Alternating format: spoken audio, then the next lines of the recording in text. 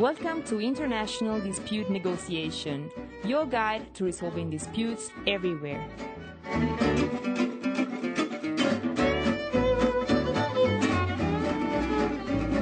This is Mike McElrath, and this podcast is about different ways of accepting and managing the risks of dispute resolution, presenting them through the eyes of experts from different countries and backgrounds.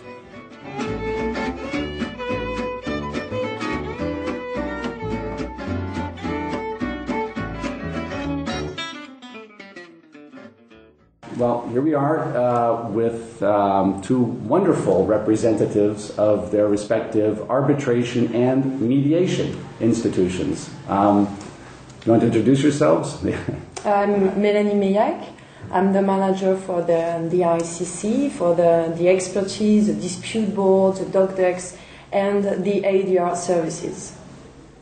And I'm Marc Appel. I'm a senior vice president for the International Center for Dispute Resolution, the international division of the American Arbitration Association. I manage operations for Europe, the Middle East, and Africa. Well, so you guys both offer basically the same services. You offer mediation. Well, you're both arbitration institutions initially, the ICC and the ICDR and AAA, and are known for offering arbitration. May I interrupt you? Sure.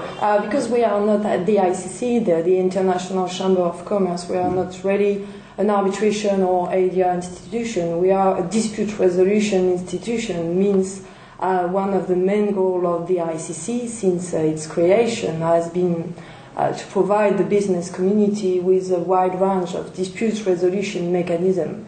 And among this mechanism, you are arbitration, expertise, dispute board, doc decks, and IDR. Yeah, I think for all of the institutions, at least the ones who want to stay in business, they have to stay up with what their clients are looking for. So at ICDR, what we're asking is what kind of process do you need? And then from an institutional viewpoint, it's building a process that meets the needs of the particular parties in the particular circumstance. And Melanie makes a good point, and, in addition to correcting me for the misstatement of fact, but also that you're both nonprofits, correct? Right. As organizations. And that has a number of benefits, so one of which is working with other institutions, one of which is, I think, more credibility from a standard setting perspective, a bit more trust, the ability to work with governments, which we do, sometimes actually standing in the shoes of government or providing training programs or working with government staffs, so it certainly is helpful. We educate a lot, and that's how the process grows, so it's good for the process as well. Mm-hmm. And it's approximately the same idea for the ICC. We are also a non-profit organization, a global organization. We have a big network because we work with more than 90 national ICC national committees from all over the world. We have several commissions on various topics as regard to the international business. So we also propose to users model contracts and rules and dispute resolution mechanism also. So you're both nonprofits that we could fairly say compete in the same area of offering dispute resolution services. So I guess let me propose two hypotheses. You are aggressive competitors, and you're out to take away each other's business. And we could have a knockdown fight here, but unfortunately it's audio, and we wouldn't capture that. And I think Melanie can take it, Mark. Oh, boy, yeah, absolutely. I'm shuddering. The other hypothesis here is that this is a case where international mediation is something that really requires a lot of education, a lot of information, and it's one where all boats rise together, at least for right now. And that really you're hooked to each other as international institutions. And this is one where I think that people have an experience with ICDR. They may, in fact, with mediation that's positive, it may want them to try ICC and vice versa. Sure. And this also means that they have a negative experience with one or the other institution and may impute that into the other. I mean, do you agree? Which hypothesis do you think is the more accurate of the two? Yeah, I mean, obviously the latter. Institutions have been working together for a long time. I mean, our particular institutions for over 20 years. I don't think it's over 30 yet, but it's certainly over 20 years. have been putting on an annual colloquium, and also with ICSID, so it's the ICDR, ICC, ICSID, and it's either in Washington or it's in New York or it's in Paris every year, and it's always an extraordinary forum. And as you say, when the process works, all of the institutions benefit, so it is of interest to the institutions to work together. We also work with an organization, both institutions, called IFCI, the International Federation of Commercial Arbitration Institutions. And again, the idea is to assist, and especially some of the more established dispute resolution institutions, to lend some expertise and some experience to some of the newer institutions, help them get on their feet, raise the bar, raise the standard, so that arbitration, mediation, other dispute resolution options work in those jurisdictions. That's good for all of us.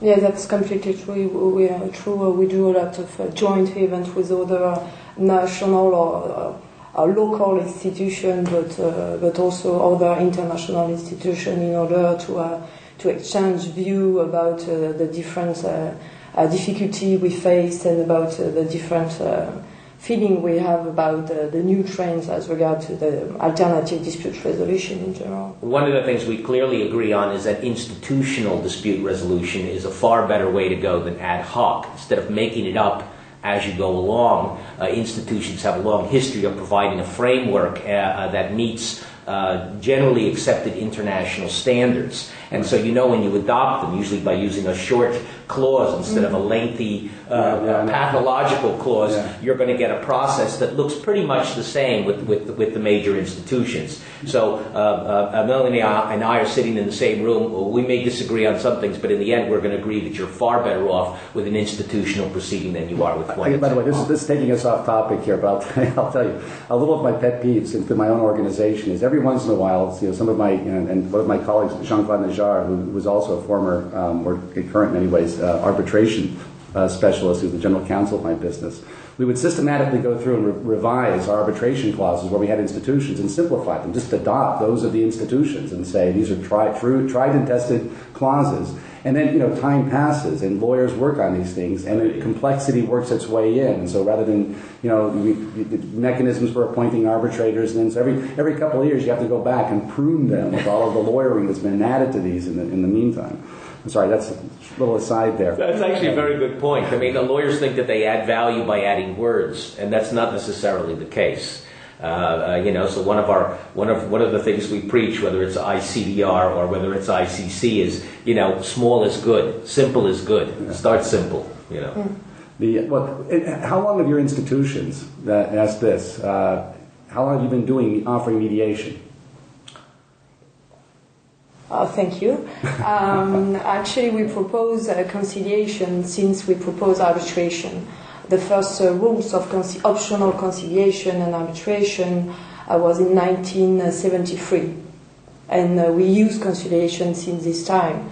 But in 2000, we perceived an increasing worldwide demand for amicable dispute resolution. And as a result, under the auspices of the Commission on Arbitration, we created a task force in order to prepare a new separate ADR rules. So that's maybe the first particularity of the ADR rules. So your organization, like the group that you lead, was created recently? I mean, not recently. You mean the team? The team. No, right. since the beginning. Oh, since the beginning. Of course, because you have to preserve, in order to preserve a maximum of confidentiality between the mediation or conciliation proceeding and the potential arbitration proceedings. So in order to preserve a maximum of confidentiality, since the beginning we have a secretariat for the arbitration proceeding and a separate secretariat and, by the matter of fact, a separate team for